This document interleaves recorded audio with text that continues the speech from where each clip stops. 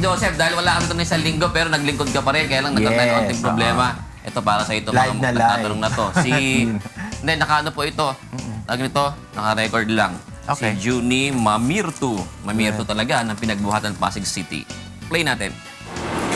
Ako po si Junie Marmito, 26 years old po, nakatira sa Pasig, pinagbuhatan. Gusto ko lang pong i-konsulta yung aking nararamdaman sa gilid po kasi lumalaki po yung yung may binubuhat po ako. Mga 5 taon na po siguro nararamdaman po ito.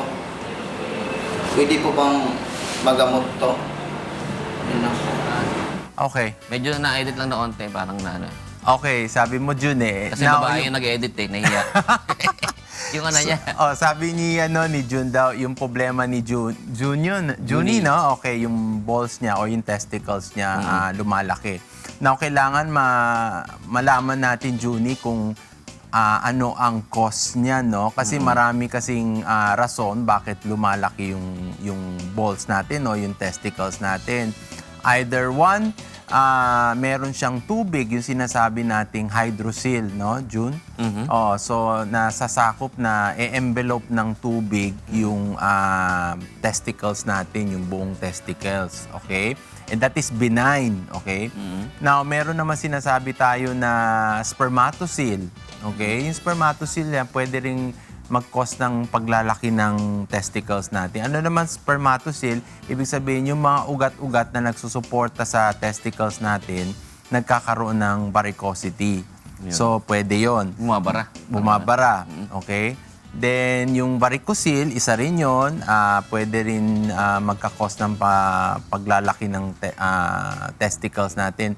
Now, ang pinakamalala na ayaw natin na maging kondisyon is yung sinasabi nating testicular mass o yung bukol sa testicles, no?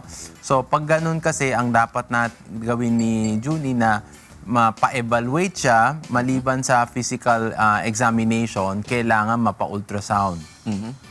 Kasi importante mapa-ultrasound para ma-single out natin o ma-localize kung yung bukol ay talagang nasa testicle. Kasi ma-identify natin later on, baka sasabihin ni Junie, oy, baka ano yun, loose-loose, yung hernia. Kasi pag ang hernia ay malaki, pwedeng pumunta sa testicular area. Oo, yung part ng bowel mo o yung bituka, pwedeng pumunta doon sa may testicle. So, pwede rin yun lumaki yung testicles. So, nagmumukha siyang enlarged. Check up ka agad. Check up. Importante kasi ultrasound. Yung mga treasure dapat iniingatan eh, di ba? Oo, yung mga ganyan. Importante yan. Kaya nga protektado, di ba? Alala ko si sino ba yung attorney na nagsabi na itataya yung kanyang yung sabi Secretary Topacio. Secretary de la Hacienda, di ba? Alam mo kasi, Jun, yung mga ganun kong kasi, like, if we are not very careful kasi, ang pinaka-importante kasi yan, yung spermatogenesis, no? Yung formation ng sperm na naka-importante sa fertility later on, lalo na ng isang kalalakihan. Lalo na pag bubuo kayo ng pamilya.